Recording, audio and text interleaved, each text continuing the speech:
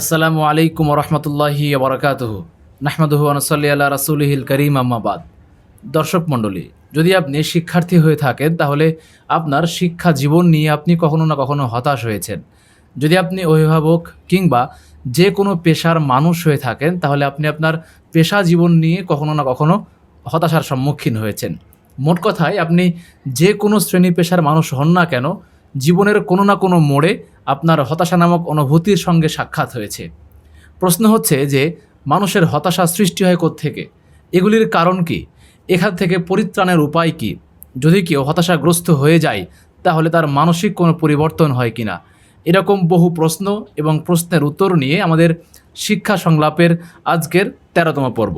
প্রিয় দর্শক, আপনারা দেখছেন হাদিস ফাউন্ডেশন শিক্ষা বোর্ডের সৌজন্যে শিক্ষা সংলাপ, আজকের ১৩তম পর্ব। ১৩তম পর্বের প্রতিপাদ্য বিষয় হলো হতাশা ও বিষণ্ণতা। আজকে আমরা জানব কিভাবে এখান থেকে মুক্তি পাওয়া যায় এবং এর কারণগুলি। উক্ত বিষয়ে আমাদের সঙ্গে আজকের অতিথি হিসাবে আছেন রাজশাহী বিশ্ববিদ্যালয়ের ক্লিনিক্যাল সাইকোলজি ডিপার্টমেন্টের সহকারী অধ্যাপক মোহাম্মদ তরুণ হাসান স্যার। আমরা স্যারকে প্রথমে স্বাগত জানাচ্ছি। আসসালামু আলাইকুম ওরহমতুল্লাহ। ওয়ালাইকুম আসসালাম রহমতুল্লাহ। স্যার, আমরা প্রথমে আপনাকে অসংখ্য ধন্যবাদ জানাচ্ছি। আপনি অনেক ব্যস্ততার মধ্যে আমাদেরকে সময় দিয়েছেন, আলহামদুলিল্লাহ। আমরা আপনার কাছ থেকে অনেক জিনিস জানবো ইনশাআল্লাহ।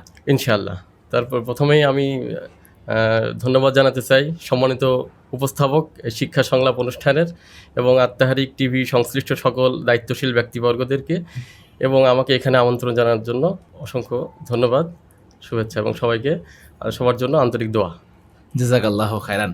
প্রিয় দর্শক, আপনারা দেখবেন এবং অন্যকে দেখার জন্য অধিক হারে শেয়ার করবেন। সে সঙ্গে যদি আপনার এই কেন্দ্রিক কোনো এক্সপিরিয়েন্স হয়ে থাকে তাহলে সেইটা আপনি মন্তব্য অপশানে শেয়ার করতে পারেন, যেন আপনার অন্য আরেকজন ভাই এইটা দেখে উপকৃত হতে পারে এবং সে যেন হতাশা থেকে বেরিয়ে এসে নিজে একটা শক্ত অবস্থানে থেকে তার জীবনকে সুন্দর থেকে সুন্দরতর গড়ে তুলতে পারে। সেজন্য শেয়ার করবেন এবং শেষ পর্যন্ত আমাদের সঙ্গে থাকবেন। চলুন আমরা আজকের ১৩তম পর্বটি শুরু করি। বিষয় ছিল হতাশা এবং বিষণ্ণতা। স্যার, আমরা প্রথম যে বিষয়টা জানতে চাইব সেটা হচ্ছে যে মানুষ বিভিন্ন সময় হতাশাগ্রস্ত হয়, বিষণ্ণতায় ভুগে। আসলেই এই হতাশার নির্দিষ্ট কোনো সংজ্ঞা আছে কিনা, যদি আমরা এক বাক্যে বলতে চাই তাহলে এর কোনো পরিচয় আছে কিনা? অবশ্যই আছে। প্রথমে যদি আমরা শাব্দিক অর্থটা দেখি, হতাশা, হতাশার যদি আমরা শাব্দিক অর্থ বিশ্লেষণ করতে যাই তবে আমরা যদি এভাবে বলি যে আশাহত হওয়া, আর হত অর্থ মৃত্যু বা বিলুপ্ত বা লুপ্ত হওয়া, অর্থাৎ আশার মৃত্যু, যেখানে মানুষের আশা থাকে না, আর তার আশাটা হত হওয়া, অর্থাৎ আশা তার মধ্যে আর নাই, অনুপস্থিত বা বিলুপ্ত হয়েছে, এরকম আর কি, আশার মৃত্যু ঘটেছে যখন। এটা হলো শাব্দিক অর্থ হতাশা। কিন্তু এটাকে যদি আমরা সাইকোলজিক্যাল টার্মে নিয়ে যাই, হতাশা বা যেটাকে আমরা ফ্রাস্ট্রেশন বলে থাকি, তো সেক্ষেত্রে আমরা বলতে পারি হতাশা হচ্ছে মানুষের এক ধরনের কোনো স্ট্রেচের প্রতি, কোনো পীড়ন চাপমূলক পরিস্থিতির প্রতি এক ধরনের আবেগীয় প্রতিক্রিয়া বলতে পারি। এবং এভাবেও আমরা বলতে পারি মানুষ হতাশায় কখন পড়ে, হতাশায় এইভাবেও আমরা বলতে পারি যেটা হচ্ছে মানুষ যখন কোনো লক্ষ্য স্থির করে জীবনে, প্রত্যেক মানুষের জীবনে কোনো না কোনো লক্ষ্য বা উদ্দেশ্য আছে, এই লক্ষ্য অর্জনে যখন সেই ব্যক্তি ব্যর্থ হয়ে যায়, অথবা তার লক্ষ্য অর্জনের পথে যদি কোনো ধরনের বাধা বিপত্তি চলে আসে, এবং এই বাধা এমনই বাধা যেগুলো তার মানে অ্যাবিলিটি নাই যে সেগুলোকে অতিক্রম করা, বা বাধাগুলো অনতিক্রম্য, তখন ব্যক্তির মধ্যে যে ধরনের এক ধরনের মানসিক যে প্রতিক্রিয়া তৈরি হয়, যে ধরনের অনুভূতি তৈরি হয়, যে অবসাদবোধ তৈরি হয়, সেটাকে আমরা সাইকোলজিক্যাল টার্মে আমরা বলতে পারি এটা ফ্রাস্ট্রেশন বা হতাশা। জি, জাযাকাল্লাহু খায়রান। তাহলে আমরা এটা এক বাক্যে বলতে পারি যে মানুষের নির্দিষ্ট যে লক্ষ্যটা আছে ওই লক্ষ্যতে পৌঁছাতে গিয়ে তার যে বাধা বিপত্তিগুলো আসে এবং সেই বাধাটা যখন তার লক্ষ্যে তাকে পৌঁছতে দেয় না, সেই জিনিসটাকে আমরা বলতে পারি হতাশা। তখন তার মধ্যে এক ধরনের মানসিক পরিবর্তনটা হয়, সেটাকে আমরা হতাশা বলতে পারি। জি, জাযাকাল্লাহু খায়রান। হ্যাঁ, আমরা আরেকটা জিনিস দেখি স্যার এখানে, যে যখন কেউ তার লক্ষ্যটা পেল না, সাপোজ যদি কোনো শিক্ষার্থী তার পরীক্ষায় ভালো ফলাফল করতে পারলো না, এখন সে সেই চিন্তা নিয়ে, সেটাকে নিয়ে চিন্তা করতে করতে এক সময় সে মানসিক ভারসাম্য হারিয়ে ফেলে। আবার শুধু শিক্ষার্থী নয়, যে কোনো পেশার মানুষই কিন্তু এটাতে হতে পারে, তার নির্দিষ্ট লক্ষ্যে পৌঁছতে না পারলে সে আস্তে আস্তে আস্তে আস্তে মানসিক দিক দিয়ে সে ভারসাম্য হারিয়ে ফেলে। তাহলে আমরা কি এটা বলতে পারি যে হতাশা একটা মানসিক কোনো রোগ বা এরকম কোনো কিছু বলতে পারি কিনা? সরাসরি আসলে হতাশাকে আমরা মানসিক রোগ বলতে পারবো না সরাসরি, তবে এটা একটা হতাশা একটা মানে গুরুত্বপূর্ণ একটা উপাদান বা একটা অনুঘটক বা প্রভাবক বলতে পারি, যেটা মানসিক রোগ সৃষ্টির পিছনে এর কিন্তু যথেষ্ট ভূমিকা আছে। আচ্ছা, মানে যেমন বিষণ্ণতা, উদ্বিগ্নতা, যেটাকে আমরা ডিপ্রেশন, অ্যাংজাইটি ইত্যাদি বলে থাকি, সেগুলো এই ধরনের রোগ সৃষ্টির পিছনে হতাশা বেশ গুরুত্বপূর্ণ একটা ভূমিকা পালন করে। আচ্ছা। আর হতাশা যখন মানুষ ভোগে, তখন তার মধ্যে বেশ কিছু লক্ষণ দেখা দেয়। তো প্রথমত সে নিজেকে এক ধরনের অসহায় বোধ ফিল অনুভব করে, সে নিজের মধ্যে সে ব্যর্থ হয়ে গেছে, তার দ্বারা কোনো কিছু সম্ভব হবে না, এই ধরনের একটা অনুভূতি তার মধ্যে তৈরি হয়। হ্যাঁ। জি। তাহলে আমরা স্যার সরাসরি যদি এটাকে মানসিক রোগ না বলি, তবে আমরা এটা বলতে পারি যে এর কারণে বহু রোগের আবির্ভাব ঘটে, হ্যাঁ, বা definitely। বহু রোগের হ্যাঁ, কারণ এটা হতে পারে। আচ্ছা। কারণ হতাশাগ্রস্ত হলে মানুষের মধ্যে শারীরিক এবং মানসিক দুই ধরনেরই কিন্তু পরিবর্তন চলে আসে, এবং সেটা তার পারিবারিক এবং সমাজ জীবনেও কিন্তু প্রভাব ফেলে, এবং বিভিন্ন ধরনের যে সম্পর্ক মানুষের সাথে মানুষের ইন্টারপার্সোনাল যে রিলেশনশিপ বা পরিবারের সদস্যদের সাথে যে রিলেশনশিপ, সেখানেও কিন্তু প্রভাব ফেলে, ব্যাপক প্রভাব ফেলে। জি। তাহলে আমরা এটাকেও একটা মানসিক বা অন্যান্য রোগের বিভিন্ন কারণ আমরা বলতে পারি একটা। জি, জাযাকাল্লাহু খায়রান। প্রিয় দর্শক, আমরা অল্প সময়ের মধ্যে গুরুত্বপূর্ণ দুইটি বিষয় জানতে পারলাম। একটা হতাশা কি, আর একটা হতাশা যে বিভিন্ন রকম রোগের সৃষ্টি করতে পারে এবং এই রোগটা মানুষের আরও অন্যান্য ক্ষতি করতে পারে, সেই দিকটা আমরা বুঝতে পারলাম। স্যার, এইবার যে বিষয় জানতে চাইবো সেটা হচ্ছে যে মানুষ যে হতাশায় পড়ে, বিভিন্ন রকম বিষণ্ণতায় পড়ে, এগুলো নিয়ে চিন্তা ভাবনা করে, এগুলির মেন কারণটা কী রকম হতে পারে? আপনি কীরকমভাবে দেখছেন? হতাশার আসলে একজন ব্যক্তি যখন হতাশায় ভোগে বা হতাশার সম্মুখীন হয়, এর পিছনে আসলে অনেক ধরনের কারণ থাকতে পারে। তবে আমরা মোটা দাগে যদি বলি, আমরা ব্রডলি, তাহলে আমরা উৎসগুলো বা কারণগুলোকে দুই ভাগে ভাগ করতে পারি। এক ধরনের কারণকে আমরা বলতে পারি যেটা হচ্ছে এক্সটার্নাল ফ্যাক্টর বা বাহ্যিক কারণ, আচ্ছা। পরিবেশগত কারণ, যেটা বা পরিবেশ থেকে আসে, সমাজে বসবাস করতে গিয়ে সামাজিক পরিবেশ থেকে আসতে পারে, পারিবারিক পরিবেশ থেকে আসতে পারে। এ ধরনের আরেকটা হচ্ছে ব্যক্তির ইন্টারনাল, আভ্যন্তরীণ ফ্যাক্টর, অর্থাৎ ব্যক্তির নিজের কোনো ধরনের যদি অক্ষমতা থাকে, শারীরিক বা মানসিক দুর্বলতা থাকে, সেক্ষেত্রেও কিন্তু মানুষ হতাশায় ভুগতে পারে। এছাড়াও আরও এর পিছনে আরও যদি আমরা ছোট ছোট আরও অনেক কারণ বলতে চাই, তাহলে অনেক ধরনের কারণের মধ্যে যেটা হচ্ছে, প্রথমেই হচ্ছে আমি যেটা বলেছি হতাশার ডেফিনিশনের মধ্যে, যেটা হচ্ছে লক্ষ্য অর্জনে ব্যর্থ হওয়া। এই যে কোনো লক্ষ্য বা উদ্দেশ্য যে তার ছিল, সেটা অর্জনে যখন সে ব্যর্থ হয়, তখন কিন্তু তার মধ্যে হতাশা চলে আসে। এবং সে যদি কোনো ধরনের যদি শিক্ষার্থী হয়, যেমন আমরা শিক্ষার্থীর কথা যদি বলে থাকি, পরীক্ষায় যদি অকৃতকার্য হয় বা রেজাল্ট ভালো না হয়, পরিবারের কিন্তু একটা চাহিদা থাকে, পিতামাতার একটা প্রেশার থাকে, একাডেমিক প্রেশার থাকে, এগুলো একটা কারণ। এছাড়াও দেখা যাচ্ছে যে বিভিন্ন ধরনের ক্ষেত্রে আজকাল যে সোশ্যাল মিডিয়ার ব্যবহার হয়েছে, সেখানেও কিন্তু দেখা যাচ্ছে যে শিক্ষার্থীরা অনেক ক্ষেত্রে বুলিংয়ের শিকার হয়, এবং মেয়ে শিক্ষার্থীদের ক্ষেত্রে আমরা দেখি যে ইভটিজিংয়ের শিকার হয়। এ ধরনের অনেক কারণ আছে, যে হতাশার পিছনে এ ধরনের অনেক কারণ আছে। এছাড়াও আরও কারণ আছে, অর্থনৈতিক কারণ আছে। বর্তমানে দেখবেন আপনি শিক্ষার যে ব্যয়, সেটাও কিন্তু মানে সবার জন্য সংকলন করার সম্ভব হয় না। সেক্ষেত্রে আর্থিক একটা টানাপোড়েনের ক্ষেত্রেও মানুষ অনেক সময় হতাশায় ভোগে। এবং পারিবারিক অনেক সমস্যার কিন্তু হতাশার উৎস হিসেবে ধরা যায়। যেমন পারিবারিক যে সম্পর্ক আছে মানুষের সাথে, পিতামাতার সাথে, ভাই বোনদের সাথে যে সম্পর্ক, এবং দেখা যাচ্ছে যে পরিবারে কেমন হয় যে অ্যাবিউজ হয়, চাইল্ড অ্যাবিউজ হয়, তারপরে আপনার ডিভোর্স হয়, পরিবারে বিবাহ বিচ্ছেদ, এগুলো ঘটে থাকতে পারে। এই ধরনের পরিস্থিতিগুলো হতাশাকে কিন্তু প্রভাবিত করে থাকে। জি, তাহলে স্যার আমরা যদি একটা করে বিশ্লেষণ করার চেষ্টা করি, ব্যাপারটা এরকম দাঁড়ায় যে হতাশার যে সমস্ত কারণগুলো আছে, তার মধ্যে লক্ষ্যে না পৌঁছানো, যেটা আমরা মূল একটা কারণ বলতে পারি আমরা। এরপরে বুলিং যে বিষয়টা বললেন, সেটা সেক্ষেত্রে সোশ্যালভাবে হোক, সামাজিক যোগাযোগ মাধ্যমে হোক, বিভিন্ন রকম বুলিংয়ের কারণেও এই হতাশা হতে পারে। আবার বললেন স্যার ইভটিজিংয়ের ব্যাপার, যেটা ইভটিজিংয়ের কারণে দেখা গেলো যে একজন নারী শিক্ষার্থী যখন সে ইভটিজিংয়ের শিকার হচ্ছে, তখন সে ওই রকমভাবে কিন্তু বাইরে আর চলাফেরা করতে পারবে না। তার সেই যে একটা অবাধ বিচরণ যেটা থাকতো, সেটা কিন্তু আর করতে পারবে না যখন ইভটিজিংয়ের সে শিকার হবে সেই সময়। তখন সে নিজেকে একটা মানসিকভাবে সে দুর্বল ভাবে আবিষ্কার করবে সে এবং নিজেকে হ্যাঁ, গুটিয়ে নিতে চাইবে, দেখা যাচ্ছে জি, সমাজ থেকে সে গুটিয়ে জি। নিতে চাইবে। এর সাথে আরো একটা কথা বলে রাখি, সেটা হচ্ছে হতাশার পিছনে আরো কিছু গুরুত্বপূর্ণ কারণ আমরা এভাবে বলতে পারি যে মানুষের জীবনে যখন মৌলিক চাহিদা পূরণে ব্যর্থ হয়, অর্থাৎ বঞ্চিত থাকে মানুষ যখন, যেমন মৌলিক শিক্ষা, খাদ্য, অন্ন, বাসস্থান, এই ধরনের যে মৌলিক চাহিদাগুলো আছে সেগুলো থেকে যখন সে বঞ্চিত হয় বা সঠিকভাবে পূরণ করতে পারে না, তখন তার মধ্যে হতাশা কিন্তু নেমে আসতে পারে, চলে আসতে পারে। চলে আসতে পারে। জি, এছাড়াও আছে আমাদের দেশে যে শিক্ষা ব্যবস্থার কিছু শিক্ষার্থীদের ক্ষেত্রে শিক্ষা ব্যবস্থার কিছু ত্রুটি আমরা এভাবে বলতে পারি যে বর্তমান শিক্ষা ব্যবস্থাটা এমন হয়েছে যে প্রতিযোগিতামূলক, মানে প্রতিযোগিতামূলক শিক্ষা ব্যবস্থা। এবং এটাতে বেশিরভাগ ক্ষেত্রে গুরুত্ব দেওয়া হয় দেখা যাচ্ছে ফলের উপরে, রেজাল্ট কি, ফলাফলের জিপিএ উপরে। কি, এটার জি, উপরে।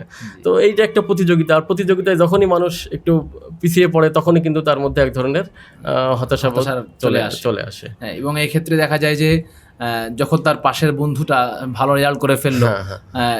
একে তো সে মানসিক দিক দিয়ে তার একটা হতাশা চলে আসে, একদিকে খারাপ রেজাল্ট, আর বিপরীত দিক থেকে তার পারিপার্শ্বিক, তার সামাজিক লোকজন, এমনকি তার পরিবার, তাদের যেই একটা ফিডব্যাক আসে যে তুমি এটা কেন পারলে না বা কেন হলো না, কেন হলো, এই সমস্ত দিকগুলো তো তার ক্ষেত্রে অনেকটাই অবশ্যই হতাশা তৈরি এগুলো করে। হচ্ছে এক ধরনের ডিমান্ড, সোশ্যাল ডিমান্ড বলতে পারি আমরা, ফ্যামিলি মানে পারিবারিক একটা চাহিদা বলতে পারি। জি। পিতামাতাও কিন্তু অনেক সময় প্রেশার দিয়ে থাকে যে আমার সন্তান এই হবে, ডাক্তার হবে জি। বা ইঞ্জিনিয়ার হবে, মানে জন্মের পর থেকে এরকম একটা গোল সেট করে বসে থাকে, কিন্তু শিক্ষার্থীর যে অ্যাবিলিটি সেগুলো কিন্তু, বা তার যে চাহিদা, তার যে পছন্দ, সেগুলোর দিকে কিন্তু অতটা নজর দেওয়া হয় না, মনোযোগ দেওয়া হয় না। এটাও একটা গুরুত্বপূর্ণ কারণ। হ্যাঁ, এরপরে স্যার আপনি বলছিলেন যে অর্থনৈতিক দিকটাও মানুষের হতাশার দিকে নিয়ে চলে যায়।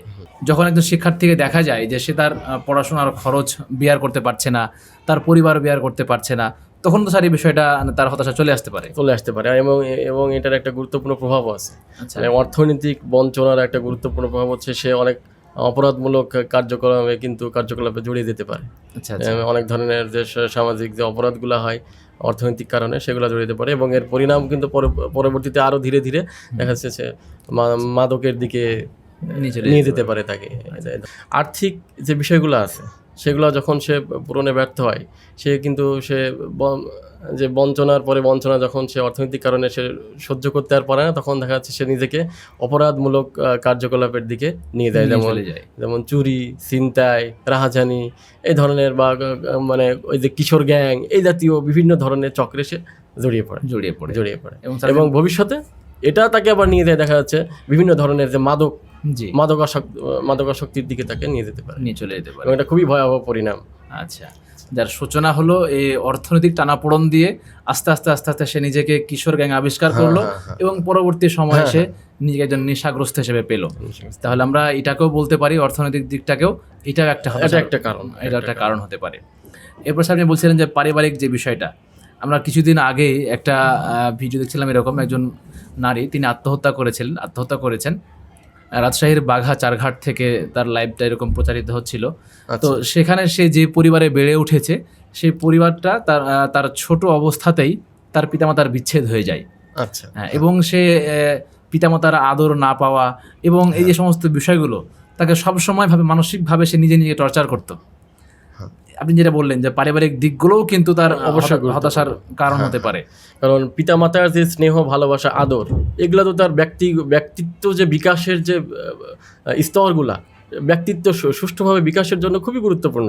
আর কিন্তু যখন সে এগুলো থেকে বঞ্চিত হয়, পিতামাতার স্নেহ ভালোবাসা থেকে যখন বঞ্চিত হয়, তখন এক ধরনের বঞ্চনা তার মধ্যে কাজ করে। হ্যাঁ, এবং সে তার মধ্যে এক ধরনের নেগেটিভ চিন্তা, অর্থাৎ নেতিবাচক চিন্তা তার মধ্যে তৈরি হয়। সে নিজেকে দোষ দিতে পারে, নিজেকে অপরাধী মনে করতে পারে, যে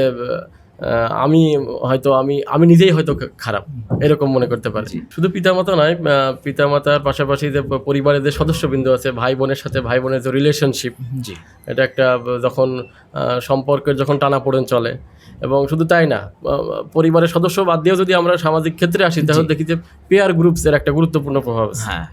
আত্মীয়স্বজন বলি বা পাড়ার প্রতিবেশী, অনেক সময় মানুষ হতাশায় কিন্তু মানে যে আমাদের পেয়ার গ্রুপ আছে শিক্ষার্থীদের, যে মানুষের যে বন্ধু বান্ধব আছে তাদের কিন্তু মানে যে জোরপূর্বক অনেক ক্ষেত্রে দেখা যাচ্ছে বলপূর্বক কোনো কিছু তাদের বাধ্য হয়ে করতে হয় হ্যাঁ। তাদের চাহিদা পূরণের জন্য, জি। নিজের মনের বিরুদ্ধে কিছু গিয়ে সেটা করতে হয়। এটাও কিন্তু পরবর্তীতে তার জন্য তার মধ্যে হতাশা সৃষ্টি করতে পারে। আচ্ছা আচ্ছা, তাহলে স্যার সম্পর্কগুলোও কিন্তু এটা হতাশার কারণ হতে পারে। খুবই গুরুত্বপূর্ণ। জি, জাযাকাল্লাহ খায়রান। আমরা জানতে পারলাম মানুষ হতাশাগ্রস্ত হয় কোন কোন কারণে। মানুষ বিভিন্ন রকমভাবে হতাশাগ্রস্ত হতে পারে, তার মধ্যে মোটা দাগে কয়েকটি কারণ আমরা জানলাম ইনশাল্লাহ। সেগুলো হচ্ছে লক্ষ্য পূরণে ব্যর্থ হলে, এরপরে সামাজিকভাবে বুলিংয়ের শিকার হলে, ইফটিজিংয়ের শিকার হলে, পারিবারিক কিংবা অন্যান্য কোনো সমস্যার সম্মুখীন হলে, আর্থিক কোনো সমস্যার সম্মুখীন হলে, মোট কথায় ওই ব্যক্তি বিভিন্ন রকমভাবে হতাশ হতে পারে।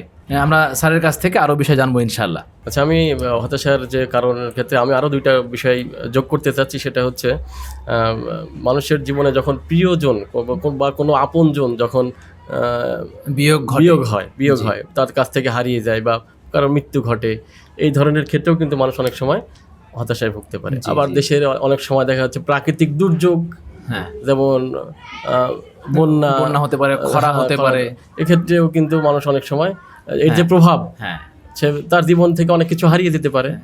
তার কারণে আমরা এখন তো দেখতে পাচ্ছি স্যার যে সিলেট অঞ্চলে যে বন্যাটা হয়ে গেল, সেখানে অনেক মানুষের তারা এখন ঘর হারা, এখন তার থাকার জায়গা নেই, তাতে মানসিক চাপ আসবেই। আবার দেখা যায় যে আমাদের এই অঞ্চলে, রাজশাহী অঞ্চল বা উত্তরাঞ্চলের এদিকে বৃষ্টি কম হচ্ছে, খরা চলছে, অনেক মানুষের ফসলগুলো জমিতে এখনো আছে, পানি প্রয়োজন, পানি পাচ্ছে না, পানের বরগুলোতে তারা পানি পাচ্ছে না, তাদেরও তো একটা মানসিক টেনশন আসতে পারে। তাহলে স্যার আমরা এটাও বলতে পারি যে প্রাকৃতিক কারণেও মানুষের সময় এরকম হতাশা হতে পারে। আরো যেটা বলা যেতে পারে সেটা হচ্ছে দেশে অনেক সময় রাজনৈতিক পরিস্থিতি কিন্তু অস্থির অবস্থা বিরাজ করে। এক্ষেত্রেও কিন্তু অনেক সময় মানুষ হতাশার শিকার হতে পারে। দেশের রাজনৈতিক যে অস্থিরতা, নিরাপত্তাহীনতা, এটা। আচ্ছা, আরেকটা বিষয় হতাশার পিছনে কাজ করতে পারে শিক্ষার্থীদের ক্ষেত্রে, সেটা হচ্ছে ছাত্র রাজনীতির একটা নেতিবাচক প্রভাব কিন্তু আছে। যে সকল শিক্ষা প্রতিষ্ঠানে আমরা দেখি যে ছাত্র রাজনীতি আছে, বা এর অনেক সময় দেখা যাচ্ছে যে এক গ্রুপ আর এক গ্রুপের সাথে এরকম একটা দ্বান্দ্বিক পরিস্থিতিতে জড়িয়ে পড়ে। অনেক সময় যে হল দখল করা নিয়ে এক ধরনের পরিস্থিতি তৈরি হয়, এবং ছাত্রছাত্রীদেরকে যে র্যাগিং যে একটা বিষয় আছে, র্যাগিংয়ের ক্ষেত্রেও কিন্তু অনেক সময় শিক্ষার্থীরা হতাশায় ভুগতে পারে। এটা তার শারীরিক এবং মানসিক দুই ক্ষেত্রেই কিন্তু ব্যাপক প্রভাবিত করে। হ্যাঁ, তাহলে স্যার আমরা বুঝতে পারলাম যে এই হতাশার উপসর্গ বা হতাশার কারণগুলোকে আমরা নির্দিষ্ট কয়েকটা সংখ্যায় নির্ধারিত করতে পারি না।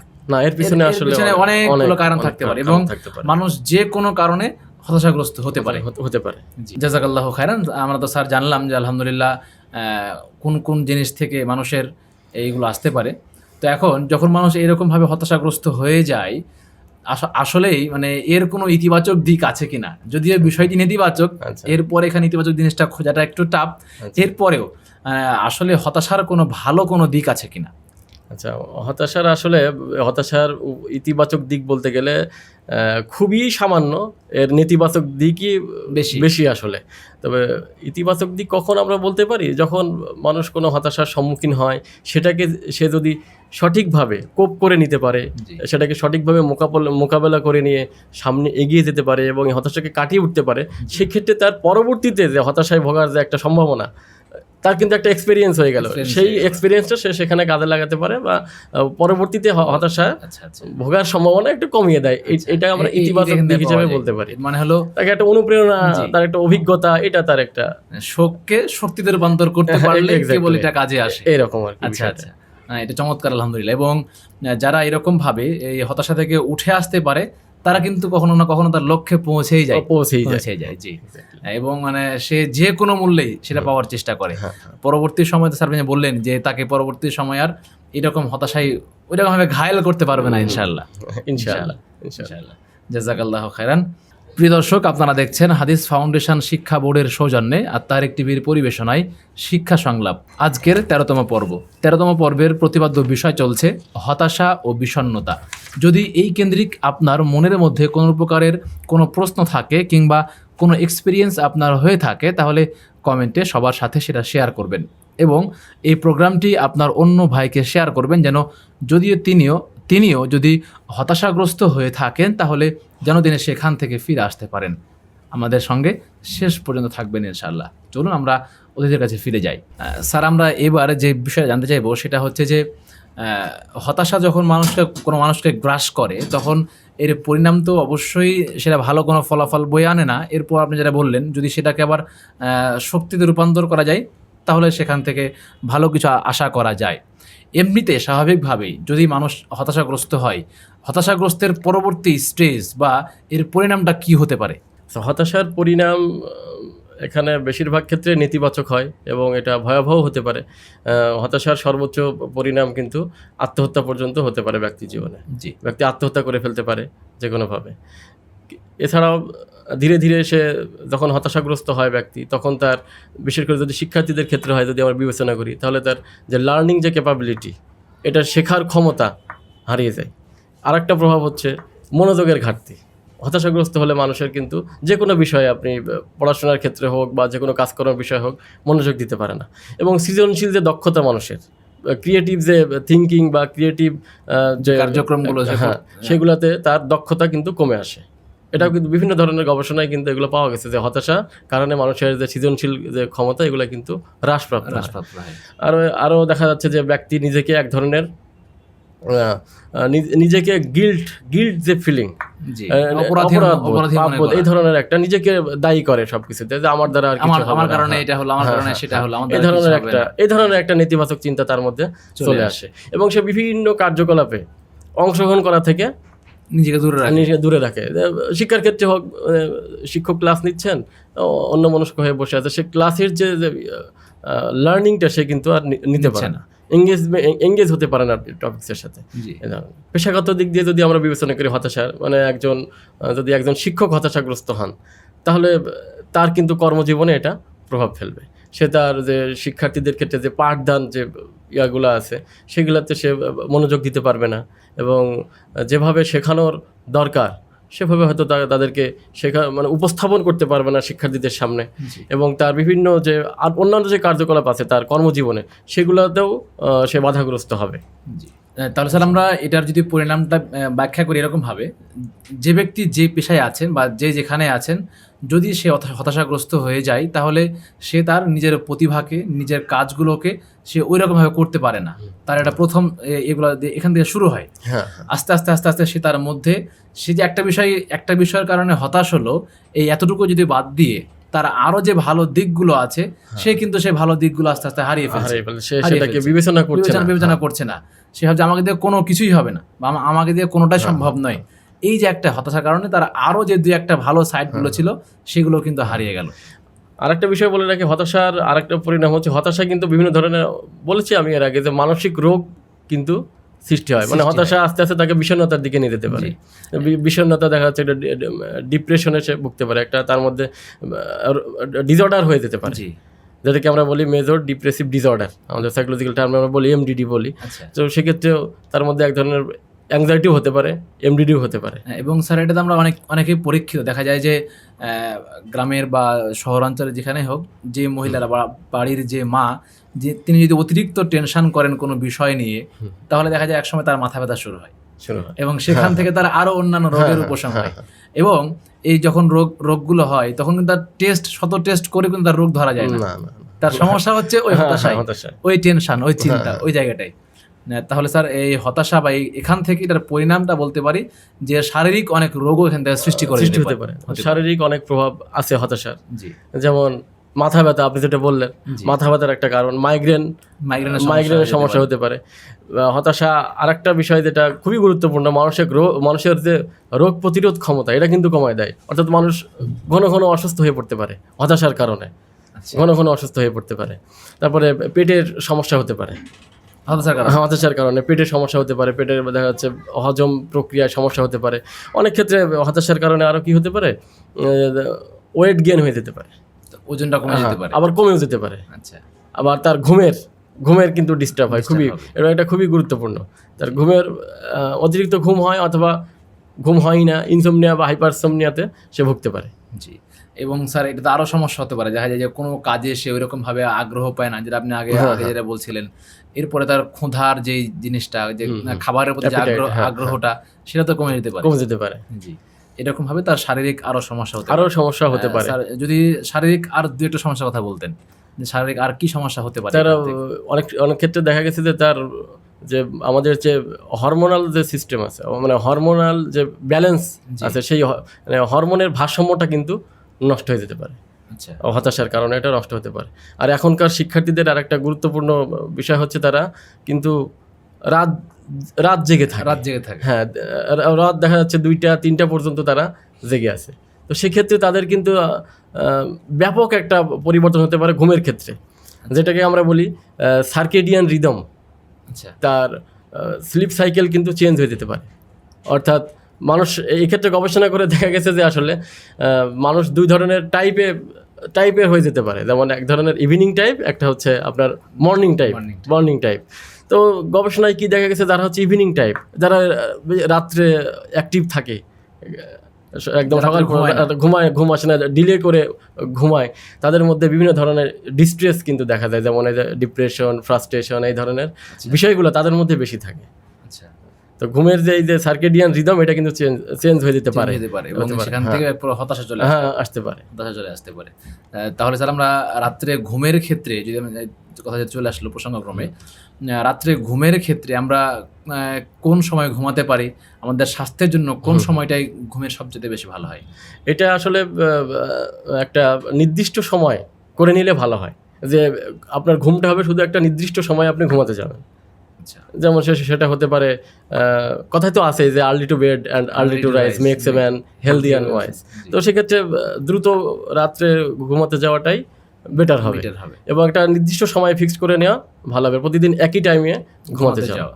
এবং ঘুমানোর ক্ষেত্রে মানে খুব ভালো ঘুমের ক্ষেত্রে আমাদের কিছু বিষয় মানে মনে রাখতে হবে, যে ঘুমের অন্তত 6 ঘন্টা আগে যাতে আমরা কোনো ধরনের পানীয়, যেমন চা, কফি, এই জাতীয় কোনো পানীয় না পান করি আর কি, অন্তত 6 ঘন্টা আগে। 6 ঘন্টা আগে। এবং যদি আমাদের ঘুম না আসে, অনেক চেষ্টা করলাম ঘুম হচ্ছে না, আমরা করতে পারি, 15 মিনিটের একটা ব্রেক নিতে পারি, যে 15 মিনিট আমি একটু হাঁটাহাঁটি করবো, বা অন্য কাজ করবো, বা একটা বই পড়বো, বা একটু রিফ্রেশমেন্ট, এটা কাজ করতে পারি। কিন্তু আমরা তো দেখা যায় যে ঘুম না আসলে হাতে ফোন নিয়ে নিই। হ্যাঁ, ফোন নিয়ে নিই। এই ফোন নিয়ে নেওয়াটা হচ্ছে আরও একটা ভয়াবহ ব্যাপার। যখন আপনার রাত্রে ঘুমানোর আগে আপনি ফোন বা যে কোনো ধরনের স্ক্রিন আপনি ব্যবহার করবেন, সে মোবাইল হতে পারে, বা টিভি স্ক্রিন হতে পারে, কম্পিউটার ল্যাপটপের স্ক্রিন হতে পারে, আপনি যখনই স্ক্রিনের দিকে তাকাবেন বা ল্যাপটপ ফোন ইউজ করবেন, চোখে যখন লাইট পড়বে আপনার, তো ওটা কিন্তু আপনার ঘুমকে আরও ডিলে করায় দেবে। আচ্ছা। তো এটা কিন্তু আরেকটা বিষয়, আপনি ভালো পয়েন্ট বলেছেন আর কি এখানে, যে এটাও কিন্তু অ্যাভয়েড করা দরকার ঘুমের আগে, যাতে আমরা স্ক্রিন ব্যবহার না করি। জি, জাযাকাল্লাহু খায়রান। আমরা আরেকটা জিনিস জানলাম, যে রাত্রে দেরি করে ঘুমাতে গেলেও অনেক সময় আস্তে আস্তে হরমোনের চেঞ্জ হয়ে তার রিদমটাই চেঞ্জ হয়ে যেতে পারে। দেখা যাচ্ছে সে আর ঘুমিয়ে আসছে না, সে তার লাইফ সাইকেল চেঞ্জ হয়ে গেছে, সে রাত্রে জেগে থাকে বা দিনের বেলায় ঘুমায়, এরকম আর কি। তো আমাদের এরকম করা উচিত। যদি কখনো রাত্রে ঘুম না আসে, তবে আমরা মনে করি যে এটাকে দিনের বেলায় ঘুমায় এটা পুষিয়ে নেব আমি, তো এটা করা কিন্তু ঠিক নয়। আর দিনের বেলা যদি রাত্রে ঘুম নাও আসে, আমাদেরকে চেষ্টা করতে হবে যে দিনের বেলা না ঘুমানোর, তাহলে কিন্তু ওটা পরবর্তী রাত্রে এটা ঠিক অটোমেটিক্যালি এটা কি হয়ে যেতে পারে, মেগা হয়ে যেতে পারে আর কি। আচ্ছা, জাযাকাল্লাহু খায়রান। আমরা জানলাম এটা আলহামদুলিল্লাহ, যে মানুষের যেই হতাশার যে কারণের মধ্যে অন্যতম একটা কারণ আমরা বলতে পারি রাত জাগাতে বিষয়টা, সেটা আমরা জানলাম আলহামদুলিল্লাহ। প্রিয় দর্শক, আপনারা দেখছেন হাদিস ফাউন্ডেশন শিক্ষা বোর্ডের সৌজন্যে শিক্ষা সংলাপ। আজকের 13তম পর্বের প্রতিপাদ্য বিষয় হলো হতাশা ও বিষণ্ণতা। আমাদের সঙ্গে আজকের অতিথি হিসাবে আছেন রাজশাহী বিশ্ববিদ্যালয়ের ক্লিনিক্যাল সাইকোলজি বিভাগের সম্মানিত সহকারী অধ্যাপক মোহাম্মদ তরুণ হাসান স্যার। আমরা স্যারের কাছ থেকে অনেক বিষয় জানলাম আলহামদুলিল্লাহ, এবং ধীরে ধীরে আরও কয়েকটি বিষয় জানার চেষ্টা করব। চলুন আমরা পরবর্তী বিষয়গুলো দেখার চেষ্টা করি। স্যার, এবার যেটা বলতে চাইবো সেটা হচ্ছে যে বাংলাদেশের শিক্ষার্থীদের, বা যারা বাংলাদেশে এখনও পড়াশোনা করছেন কিংবা পড়াশোনার শেষ স্টেজে আছেন, তার কিছুদিন পরে সে বা কোনো জবে ঢুকবেন, এই লেভেলে বা এই পেশার বা এই শ্রেণীর যারা আছেন, তাদের যদি আমরা স্পেসিফিকভাবে হতাশ হওয়ার যে কারণগুলো বলি, তাহলে স্যার আপনি কোন কারণগুলো এখানে দর্শাবেন? আচ্ছা, ধন্যবাদ। প্রথমে আমরা বলতে পারি এই লেভেলের যে শিক্ষার্থীগুলো আছে যে জাস্ট পরীক্ষার ফল পেয়েই হয়তো সামনে তার কর্মজীবন শুরু করবে, এরকম ক্ষেত্রে দেখা যাচ্ছে যে তার প্রথমে আমরা বলতে পারি যে পরিবারের একটা চাহিদা থাকে জি তার প্রতি, এই চাহিদা যে আমার সন্তান এই এই হবে বা এরকম একটা চাকরি করে বা সার্ভিস করে আমাদেরকে সার্ভ করবে, এরকম একটা বিষয়, এই যে একটা চাহিদার একটা প্রেশার তার উপরে থাকে। জি আরও আমরা বলতে পারি যে সামাজিক একটা চাহিদা থাকে, যে সমাজে অবদান রাখার ক্ষেত্রে তার উপর একটা যে অনেকে বলে যে ইউনিভার্সিটিতে লেখাপড়া করছে বা ডাক্তার হয়েছে, ইঞ্জিনিয়ার পড়াশোনা করছে, সে কী করেছে সমাজের জন্য, এরকম একটা প্রেশারও কিন্তু তার সমাজ থেকে তার উপরে থাকে। এটাও কিন্তু একটা কারণ যে শিক্ষার্থীদের হতাশার পিছনে। জি আর একটা কারণ হচ্ছে যে যেটা আমি আগে বলেছি যে শিক্ষা ব্যবস্থা এখন প্রতিযোগিতামূলক হয়ে গেছে, মানে প্রতিযোগিতায় টিকে থাকতে হবে, মানে ফল রেজাল্টের জিপিএ অর্জনের যে একটা প্রতিযোগিতা, এটা একটা ব্যাপার। এছাড়া যে শিক্ষা ব্যবস্থার যে সিস্টেম আমাদের ক্লাসের যে ক্লাস নেওয়ার বা লার্নিং যে সিস্টেমটা, ক্লাস লেকচার যে পদ্ধতিটা, এটা শিক্ষার যে আমরা বেশিরভাগ শিক্ষা মানে এটা কিন্তু ক্লাসরুম সেটিংয়ে হয়ে থাকে, লেকচার বেসড। জি শিক্ষক লেকচার দেন আর শিক্ষার্থীরা সেটা শোনেন। কিন্তু অংশগ্রহণমূলক যদি শিক্ষা ব্যবস্থা হতো, যদি শিক্ষার্থীদেরকে বেশি বেশি কাজে অন্তর্ভুক্ত করা যেত, তাহলে তাদের মধ্যে কিন্তু একটা আনন্দদায়ক একটা শিক্ষাটা তাদের কাছে একটা আনন্দদায়ক মানে একটা অনুভূতি তৈরি করতো, আনন্দদায়ক পরিস্থিতি তাদের কাছে মনে হতো। সেটার একটা ব্যাপার। আর একটা হচ্ছে যে বেকারত্ব একটা যে সমস্যা আমাদের দেশে, প্রায় পত্রপত্রিকায় আমরা দেখি যে লাখ লাখ শিক্ষার্থী বেকার। তো যে এত পড়াশোনা করেই যে আমি যে কর্মজীবনে ঢুকতে পারবো সেটা কিন্তু না, তাকে কিন্তু এক যুদ্ধ শেষ করে তাকে আরেকটা যুদ্ধে ঝাঁপিয়ে পড়তে হচ্ছে। যে এটা আরো গুরুত্বপূর্ণ, এটা যে চাকরি পাওয়া, কারণ যে প্রতিযোগিতামূলক, এটা আরেকটা গুরুত্বপূর্ণ চ্যালেঞ্জ তার জীবনে। তো এটা তাকে আবার যে এত যে মানুষ বেকার আছে তাদের সাথেও তো তাকে কম্পিটিশন করতে হবে, তো এটাও একটা প্রেশার, এটাও একটা স্ট্রেস তার উপরে তৈরি করে। তার মানে স্যার আমরা বলতে পারি যে যারা পড়াশোনা কেবল শেষ করলেন বা শেষ করতে যাচ্ছেন, তাদের ক্ষেত্রে কয়েকটা জিনিস চলে আসে। একটা হলো তার নিজের দায়িত্ববোধ, তাকে একটা ভালো জব ম্যানেজ করতে হবে। আর তার পরিবারের চাহিদা, যে আমার সন্তানটা এরকম লেভেলে যাবে বা তার চাকরিটা এরকম হওয়া দরকার। আরেকটা দিক হচ্ছে তার সামাজিক সামাজিক চাহিদা। সবকিছু মিলিয়ে সে একটা চাপের মধ্যে থাকে এবং যখন এটা আস্তে আস্তে সে মানে হ্যান্ডেল করতে পারে না, তখন সে নিজেকে হতাশার দিকে হতাশাগ্রস্ত মনে করে। জি, এটা একটা লেভেলে গেল। যদি স্যার আবার এইবার আমরা একদম যারা শিশু বা যারা বাচ্চা বা যারা এই 5-এ পড়ে বা এই লেভেলে যারা পড়াশোনা করে, অর্থাৎ যারা এখন হাই স্কুলে ওঠেনি, তাদের লেভেলে যদি আমরা হতাশার কথা বলি, সেক্ষেত্রে স্যার কেমন করে বিশ্লেষণ করবেন? শিশুদের ক্ষেত্রে বলতে গেলে আমাদের এখন তো শিশু বলতে আমরা বুঝি যে 18 বছরের নিচে প্রায় সবাই শিশু বলা হচ্ছে, কিন্তু আসলে ক্লাস যেটা প্রাইমারি লেভেলে যদি আমরা দেখি, এদের হতাশার পিছনে আসলে ওই রকম উল্লেখযোগ্য বলতে গেলে যে পারিবারিক যে ব্যাপারটা, এটা বেশি গুরুত্বপূর্ণ। তার পিতামাতার সাথে তার যে সম্পর্ক, ভাই বোনদের সাথে যে সম্পর্ক, শিক্ষকের সাথে যে সম্পর্ক, তার যে শ্রেণী শিক্ষার্থীরা আরও যারা আছে বন্ধু বান্ধব, এদের মধ্যে যে সম্পর্ক, এইটা যদি আনহেলদি হয়ে যায় তখন সে হতাশায় ভুগতে পারে। এবং স্যার এই ক্ষেত্রে দেখা যায় অনেক ক্ষেত্রে যে চাহিদা পূরণ করতে ব্যর্থ হয় পিতামাতা। শিশু অনেক চাহিদা থাকে, আমার বন্ধুর অমুক ইয়া আছে, আমাকে এটা দিতে হবে। অনেক ক্ষেত্রে পিতামাতা সেটা ব্যর্থ হয়, দিতে পারে না, সেক্ষেত্রে সে হতাশায় মন খারাপ করে বসে থাকে দেখা যায়।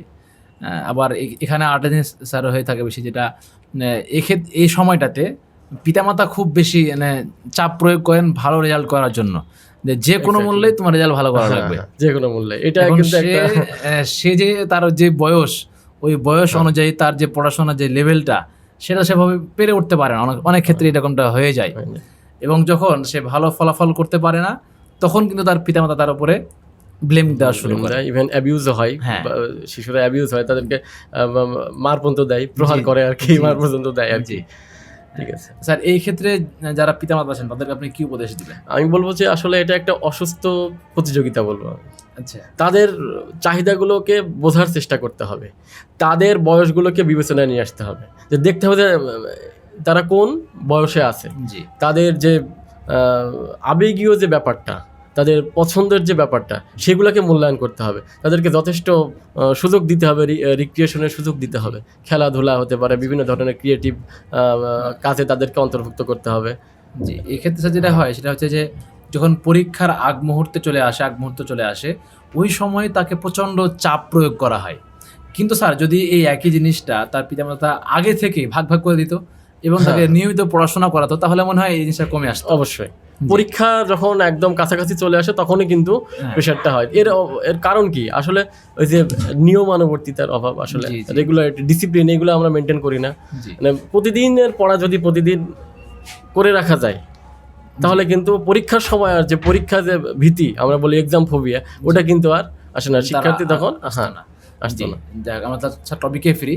তাহলে আমরা বুঝতে পারলাম যে যারা প্রাইমারি লেভেলে আছে তাদের হতাশার কারণ খুব একটা বেশি না, শুধুমাত্র পারিবারিক এবং তার সামাজিক দিকটা খেয়াল রাখলে মোটামুটি তাকে সুস্থ রাখা যাবে সম্ভব। এবার আমরা যদি আরও একটু উপরে উঠি, যারা কেবল সদ্য দাখিল কিংবা মাধ্যমিক পাশ করলো, এখন দেখা যায় সেখানে তারা ভালো ফলাফল করতে না পেরে তারা হতাশ হয়ে যায়। এখন যারা ওই লেভেলে যারা হতাশ, তাদের যারা আপনি কী বলবেন স্যার? তাদেরকে বলবো আসলে মানে জীবনটার যে দৃষ্টিভঙ্গি সেটাকে আরও প্রসারিত করা, মানে জীবনকে একদম সংকীর্ণ মনে না করা, মানে আমাদের সামনে যে আরও বিকল্প বিভিন্ন ধরনের রাস্তা থাকতে পারে সেটাকে আবিষ্কার করতে হবে। যে আমার একটা দিক বন্ধ হয়ে গেছে বলে আমি সব দিক বন্ধ, বিষয়টা এরকম না। আসলে আমাদের দৃষ্টিভঙ্গি প্রসারিত করতে হবে। জাযাকাল্লাহু খাইরান, অসংখ্য ধন্যবাদ স্যার। আমরা অনেক বিষয় আপনার কাছ থেকে জানছি আলহামদুলিল্লাহ। স্যার যদি এবার বলতেন যে এই যে আমরা মানুষ হতাশাগ্রস্ত হচ্ছে, এই হতাশা থেকে মুক্তির কোনো উপায় আছে কিনা? আমি একদম এখান থেকে ফ্রেশ হতে চাই, এরকম কোনো ওয়ে আছে কিনা? হতাশা হলে এ থেকে আমরা কিভাবে মুক্তি পেতে পারি? আসলে এটাতে আমরা সাধারণত যে প্রক্রিয়াগুলো হয়, মানুষ একজন ব্যক্তি কোনো হতাশার সাথে যেভাবে খাপ খাওয়ায় বা কোপ করে নেয়, এটাকে আমরা সাইকোলজিতে দুইটা ওয়েতে ভাগ করতে পারি। একটা হচ্ছে অ্যাডাপটিভ প্রসেস আর একটা আছে নন অ্যাডাপটিভ প্রসেস। তো অ্যাডাপটিভ প্রসেসটাই আসলে মূলত ইফেক্টিভ এখানে। যে প্রথমত যে কারণে সে হতাশ হচ্ছে, অর্থাৎ যে বাধা কারণে সে লক্ষ্য অর্জন করতে পারলো না, সেই বাধাটাকে বুঝতে পারা, সেটাকে অনুধাবন করা এবং নিজের যে দুর্বলতাগুলো আছে বা অক্ষমতাগুলো আছে সেগুলোকে আবিষ্কার করা এবং সেই অক্ষমতাগুলোকে দূর করে ওই বাধাগুলোকে কিভাবে মোকাবেলা করা যায় সেই দক্ষতাটাকে অর্জন করতে হবে। আচ্ছা, এটা একটা ওয়ে আছে। আরেকটা হচ্ছে দেখা যাচ্ছে অনেক সময় একজন শিক্ষার্থী বারবার চেষ্টা করছে, ডাক্তার অ্যাডমিশন নেওয়ার জন্য চেষ্টা করছে বা ইঞ্জিনিয়ার নেওয়ার জন্য চেষ্টা করছে, কিন্তু সে ব্যর্থ হচ্ছে। এই ধরনের পরিস্থিতিতে আমাদেরকে আসলে এটাকে আমরা বলি বর্জন। ওই পরিস্থিতিটা বর্জন করতে হবে। বর্জন করা যেতে পারে, অর্থাৎ কোনো বিষয়ে একদম জিদ থাকা আসলে ভালো নয়। আমাদের লক্ষ্য পরিবর্তন করতে হতে পারে, অথবা অনেক সময় আমাদেরকে অ্যাকসেপ্ট করে নিতে হয় অনেক কিছু, এবং নিজের অস্তিত্বকে টিকিয়ে রাখার জন্য অনেক কিছুকে গ্রহণ করে নিতে হয়। মাঝে মধ্যে প্ল্যানটা চেঞ্জও করতে হতে পারে। আমার লক্ষ্য ছিল এটা, আমি এটা পারলাম না, এর মানে আমার এখানে শেষ নয়। আমি অন্য প্ল্যান বি দিয়ে সেখানে যাব, আমি অন্য দিক দিয়ে আমার এক্স্যাক্টলি এটা করা যেতে পারে। আর অনেক ক্ষেত্রে দেখা যাচ্ছে মানুষ নন অ্যাডাপটিভ প্রসেসে কিন্তু হতাশার সাথে কোপ করতে চাই। এটাকে আমরা খুব একটা পজিটিভভাবে আমরা দেখবো না। যেমন মানুষ অনেক সময় হতাশ হলে বাস্তবতাকে বিকৃতি করে নিয়ে তার সাথে কোপ করতে চায়। যেমন আমরা একটা গল্প শুনেছি ছোটবেলায়, যে একটা শেয়াল আঙুর ফল খেতে চাইলো, কিন্তু সেটা খেতে সে কি হলো, ব্যর্থ হলো। মানে সে তার ক্ষমতা নাই ওটাকে, কিন্তু তখন সে একটা রেশনালাইজ করলো যে আঙুর ফল টক, মানে এই যে পরিস্থিতিকে বিকৃত করে নিয়ে খাপ খাওয়া, এই ধরনের, এটাকে আমরা সাইকোলজির ভাষায় বলি ডিফেন্স মেকানিজম প্রয়োগ করা। এটা ইগো করে থাকে আসলে। তো এইভাবে কোপ করে নেওয়া হতাশার সাথে আসলে এটা হেলদি না আসলে। কিন্তু আমাদের হতাশাকে মোকাবেলা করতে হলে আমাদেরকে মূল যে জায়গাটা, সেটা হচ্ছে আমাদের যেই জায়গাটাতে আমরা দুর্বলতা আছে, আমার অক্ষমতা আছে, সেইগুলোকে আমরা খুঁজে বের করতে হবে, সেটা অনুধাবন করতে হবে, এবং আমার যে অ্যাবিলিটি আছে সেইগুলা দিয়ে তার সমাধান কি হতে সমাধান পারে? করা যায় সেটা পথ খুঁজে বের করতে হবে। চমৎকার স্যার। আমরা এই জিনিসটা অনেক সময় স্কিপ করে যাই হ্যাঁ। যে আমি এই কাজটা করতে গিয়ে ব্যর্থ হলাম, বাস আমি ব্যর্থ হয়ে থেকে গেলাম। আমি দেখলাম না যে আমি কোন কারণে ব্যর্থ হলাম, আমার কোন জায়গায় ভুলটা ছিল। হ্যাঁ হ্যাঁ, যদি আমার সুযোগ থাকে তাহলে আমি ভুলটা সংশোধন করে আবার সেটা চেষ্টা করি, বারবার চেষ্টা বারবার করি। চেষ্টা করি। জি, এটার কারণ ভালো হতে পারে আর কি। জাযাকাল্লাহু খায়রান, অসংখ্য ধন্যবাদ স্যার। আমরা আপনার কাছ থেকে অনেক বিষয় জানলাম, আমরা কিভাবে সেখান থেকে উত্তরণ করব জানলাম সেটা, আলহামদুলিল্লাহ। স্যার এখানে একটা প্রশ্ন আমার, সেটা হচ্ছে যে যখন আমাদের কাছ থেকে কোনো বিয়োগ হয়, ধরেন আমি ভালো ফলাফল করতে পারলাম না, সেটা এক প্রকার আমার মন খারাপ হয়। আবার দেখা যায় আমার কোনো আত্মীয়স্বজন মারা গেল, সেই ক্ষেত্রে আমার মন খারাপ হয়। এই মন খারাপটা কখন হতাশায় রূপ নেয়? আমার মন খারাপ থাকবে, আমার খারাপ লাগাটা থাকবে, কিন্তু এটা কতদিন পর্যন্ত থাকতে পারে? কোন স্টেজ পার করলে এটা হতাশায় রূপ নিতে পারে? এরকম কোনো কিছু আছে কিনা? এটা আসলে মানে হতাশার আসলে এক্সাক্ট যে ক্রাইটেরিয়া জি, সেটা আমরা ওইভাবে কোনো দিনক্ষণ ঠিক করতে পারি না। কিন্তু এটা যদি দীর্ঘমেয়াদী হয়, এখানে আমরা দেখা গেল যে- বিষণ্ণতার ক্ষেত্রে বলতে পারি আমরা হতাশা তো বিষণ্ণতার একটা পূর্বের একটা অবস্থা আমরা বলতে পারি। জি, বিষণ্ণতার ক্ষেত্রে কিন্তু এই ধরনের যদি উপসর্গগুলো আছে সেগুলো যদি 2 সপ্তাহ বা তার বেশি সময় ধরে ব্যক্তির মধ্যে অবস্থান করে এবং তার দৈনন্দিন জীবনে যদি প্রভাব ফেলে, পারিবারিক সম্পর্কের ক্ষেত্রে প্রভাব ফেলে এবং সামাজিক সম্পর্কের ক্ষেত্রে প্রভাব ফেলে, এবং তখন এটাকে আমরা হতাশা বলতে পারি। হ্যাঁ হতাশা বলতে পারি বা বিষণ্ণতা বলতে পারি। আচ্ছা, মোট কথায় মানুষের যখন স্বাভাবিক তার জীবনযাত্রা যখন ব্যাহত হচ্ছে কোনো একটা কারণে, তখন বুঝতে হবে যে ব্যক্তিকে হতাশা ধরে ফেলেছে এবং তার খুব দ্রুত সেখান থেকে কামব্যাক করা প্রয়োজন। সেটাই। জাযাকাল্লাহু খায়রান।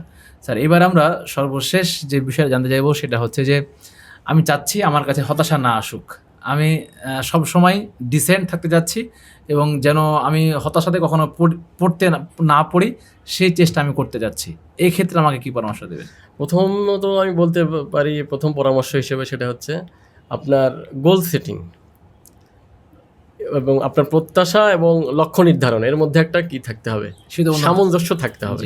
না আপনার নিজের অ্যাবিলিটি এবং আপনি কোন স্টেজে যেতে চাচ্ছেন সেই গোল যে লক্ষ্য নির্ধারণ করবেন, এটা একটা সামঞ্জস্য থাকতে হবে। খুব বেশি যদি পার্থক্য থাকে তাহলে কিন্তু হতাশা মানে ব্যর্থ হওয়ার সম্ভাবনায় খুব বেশি থাকবে। এজন্য নিজের অ্যাবিলিটিকে জাজ করে মানে অ্যাসেস করে লক্ষ্য নির্ধারণ করতে হবে এবং লক্ষ্য নির্ধারণের লক্ষ্যে পৌঁছানোর ক্ষেত্রে আমাদের কাজগুলোকে খুব ক্ষুদ্র ক্ষুদ্র অংশে ভাগ করে নেওয়া যেতে পারে এবং সেইগুলা ছোট ছোট কাজ আস্তে আস্তে কি দেখা যাচ্ছে আমরা ছোট ছোট সাকসেস একসময় আমাকে বড় সাকসেসের দিকে নিয়ে যাবে এবং লক্ষ্য নির্ধারণে সহায়তা করবে। এছাড়া এর পাশাপাশি আমাদের আরও যেটা গুরুত্বপূর্ণ বিষয় যেটা আমাদেরকে হতাশা থেকে বিরত রাখতে পারে, আমাদের মানসিক যে মানসিক স্বাস্থ্যের প্রতি আমাদেরকে একটু কেয়ার নিতে হবে। আমাদের খাদ্য তালিকা, প্রয়োজনে খাদ্য তালিকা চেঞ্জ করতে হবে। অনেক সময় দেখা গেছে গবেষণায় যে ভিটামিন ডি এবং ভিটামিন বি এর কিন্তু কমতির কারণে বা ঘাটতির কারণেও কিন্তু মানুষের মধ্যে হতাশা আছে চলে আসে। সুতরাং এখানে খাদ্য তালিকা, একটা সুষম খাদ্য তালিকা প্রণয়ন করা যেতে পারে। জীবনকে একটা রুটিনের মধ্যে নিয়ে আসতে হবে, ডিসিপ্লিনের মধ্যে নিয়ে আসতে হবে। আপনার কাজগুলোকে ভাগ করে নিয়ে একটা রুটিন তৈরি করতে হবে, দৈনন্দিন একটা রুটিন তৈরি করতে হবে এবং সেইটা আপনি চেষ্টা করবেন সেটাকে মেনটেন করার। তাহলে স্যার আমরা এখানে এটা বলতে পারি যে যখন আমি কোনো গোল সেট করব তখন সেই গোল এবং আমার মাঝে এটা সামঞ্জস্য থাকতে হবে যে আমার দ্বারা সেটা সম্ভব হবে, এর মানে পসিবিলিটি থাকতে হবে, এরকম একটা সামঞ্জস্য থাকতে হবে এবং ওইটাকে সেট করার পরে ওই বড় লক্ষ্য অর্জনের জন্য আমার দৈনিক কাজটা কি হবে সেটা আমার ভাগ করে নিতে পারি। ভাগ করে রুটিন মেনটেন করে আমাকে সেটা প্রতিনিয়ত করতে হবে, তাহলে আমার হতাশা হওয়ার পসিবিলিটিটা কমে যাবে। তারপরে যেটা বললাম খাদ্যাভ্যাস পরিবর্তন করতে পারে, রেগুলার এক্সারসাইজের প্রতি আমাদেরকে মনোযোগ দিতে হবে, এটা কিন্তু মনকে প্রফুল্ল রাখে। এক্সারসাইজের ক্ষেত্রে আমরা কিন্তু অতটা গুরুত্ব দেই না, কিন্তু এক্সারসাইজ যে মানুষকে হতাশা থেকে ফিরিয়ে নিয়ে আনতে পারে এই বিষয়ে তো অনেক গবেষণায় দেখা গেছে মানুষের যে নিয়মিত যারা এক্সারসাইজ করে তাদের মন কিন্তু প্রফুল্ল থাকে, প্রশান্ত থাকে, শারীরিক দিক সুস্থ থাকে, সুস্থ থাকতে সহায়তা করে এবং শরীর এবং মানসিক যে বিষয়টা, মানসিক স্বাস্থ্য এবং শারীরিক যে স্বাস্থ্য আমরা বুঝি এটা কিন্তু ওতপ্রোতভাবে এটা জড়িত, একে অপরকে প্রভাবিত করে। সুতরাং নিয়মিত এক্সারসাইজ, তারপরে বিভিন্ন অকেশনে কোথাও ঘুরতে যাওয়া, ছুটিতে অনেক সময় আমরা বাইরে কোথাও নিয়ে পরিবারের সদস্য নিয়ে ঘুরতে যেতে পারি, প্রাকৃতিক দৃশ্য দর্শনের জন্য এটা ঘুরতে যাওয়া যেতে পারে, এটা একটা বিষয়। তারপরে বন্ধু বান্ধবদের সাথে দেখা সাক্ষাৎ করা, তাদের খোঁজ খবর নেওয়া, এই বিষয়গুলো, যে সামাজিক যে সম্পর্ক, জি বন্ধু বান্ধবদের সাথে যে সম্পর্ক, সেগুলা সবসময় আমাদেরকে কি করতে হবে, মেনটেন করতে হবে। জি এবং একাকিত্ব এড়ানোর চেষ্টা করা বেশিরভাগ ক্ষেত্রে, আচ্ছা। যে একা একা থাকবো, অন্যের সাথে যোগাযোগ বন্ধ হয়ে যাওয়া, এই বিষয়টা একটু কমায় নিয়ে আসতে হবে। আচ্ছা মানে মানুষের সাথে মানুষের মিশতে হবে মিশতে হবে, একসঙ্গে হ্যাঁ। থাকতে হবে। জি এবং অনেক যখন কোনো সমস্যায় যদি চলে আসে সমস্যা, বিশ্বস্ত কারোর সাথে আমরা শেয়ার করতে পারি, যে আমার যে কথাগুলো, অভিজ্ঞতাগুলো, আমার যে খুব বিশ্বস্ত মানুষ, তার সাথে আমরা এগুলো শেয়ার শেয়ার করতে করতে পারি, এক্ষেত্রে দেখা যাবে যে তারও কোনো ভালো পরামর্শ থাকতে পারে। পরামর্শ থাকতে পারে। জি জি জাযাকাল্লাহু খাইরান। তাহলে স্যার আমরা মোট কথায় এগুলো কি বলতে পারি যে মোটামুটি হেল্প করবে হতাশা থেকে মুক্ত হওয়া। মুক্ত হওয়া। এছাড়া এর পাশাপাশি আপনি বিভিন্ন মনীষীদের জীবনী পাঠ করতে পারেন, জি সেখান থেকে অনেক কিছু শিক্ষা নেওয়ার বিষয় আছে। জি এক্ষেত্রে একটা বই আমরা বলতে পারি, মাইকেল এইসার্টের একটা বই আছে, জি আহ, 100 মনীষীর জীবনে, ওই বইটা আপনি অধ্যয়ন করতে পারবেন। এটা একটা ব্যাপার। এক্ষেত্রে স্যার একটা জিনিস হয় কি, যখন দেখা যায় যে জীবনীগুলো পড়া হয়, তখন যারা সফল হয়েছেন প্রত্যেক সফল ব্যক্তির পিছনে কিন্তু একটা করে হতাশার গল্প থাকে, যে সে কখনো না কখনো নিজেকে একদম হতাশভাবে আবিষ্কার করেছে। সে একদম ভেবেছিল যে আমাকে দিয়ে কিছু হবে না, সে নিজেকে ব্যর্থ বলে আবিষ্কার কখনো না কখনো করেছে, কিন্তু ওটাকে সে ওভারকাম করে একসময় সে সফল হয়েছে। এরকম ঘটনা আছে, জি। এখান থেকে শিক্ষা নেওয়া যেতে পারে। জি জি জাযাকাল্লাহু খাইরান। স্যার আপনাকে অসংখ্য ধন্যবাদ। আমরা আপনার কাছ থেকে অনেক বিষয় জানলাম, আলহামদুলিল্লাহ। আমরা দোয়া করি যেন মহান প্রভু আপনাকে এর বিনিময়ে ইহকালে পরকালে শান্তি ও মুক্তি দান করেন। আল্লাহুম্মা আমিন। আপনাকে অসংখ্য ধন্যবাদ, এবং আত্মহারিক টিভি সংশ্লিষ্ট সকলকে এবং দর্শক যারা দেখলেন দেশ এবং দেশের বাইরে থেকে, সবাইকেই আন্তরিক শুভেচ্ছা এবং তাদের প্রতি দোয়া জানিয়ে ধন্যবাদ। আসসালামু আলাইকুম। ওয়ালাইকুম আসসালাম ওয়া রাহমাতুল্লাহ। প্রিয় দর্শক, আপনারা দেখছিলেন হাদিস ফাউন্ডেশন শিক্ষা বোর্ডের সৌজন্যে শিক্ষা সংলাপ, আজকের 13তম পর্ব। 13তম পর্বের প্রতিপাদ্য বিষয় ছিল হতাশা ও বিষণ্ণতা। আমাদের সঙ্গে আজকের অতিথি হিসেবে ছিলেন রাজশাহী বিশ্ববিদ্যালয়ের ক্লিনিক্যাল সাইকোলজি বিভাগের সম্মানিত সহকারী অধ্যাপক মোহাম্মদ তরুণ হাসান স্যার। আমরা স্যারের কাছ থেকে অনেক বিষয় জানলাম। আমরা চেষ্টা করব এগুলো মেনটেন করার এবং নিজের হতাশাকে এবং অন্যের হতাশাকে সেখান থেকে ফিরিয়ে এনে একটা সুন্দর জীবন লিড করার জন্য। আমরা মহান প্রভুর কাছে সে প্রত্যাশা করি, সে দোয়াটুকু করি। আজকের পর্বটি দেখার জন্য জানাচ্ছি অসংখ্য ধন্যবাদ। সে সঙ্গে সামনের পর্ব দেখার আহ্বান জানিয়ে আজকের পর্বটি এখানে শেষ করছি। সুবহানাকাল্লাহুম্মা বিহামদিকা আশহাদু আল্লা ইলাহা ইল্লা আনতা আস্তাগফিরুকা ওয়া আতুবু ইলাইক। আসসালামু আলাইকুম ওয়া রাহমাতুল্লাহি ওয়া বারাকাতুহু।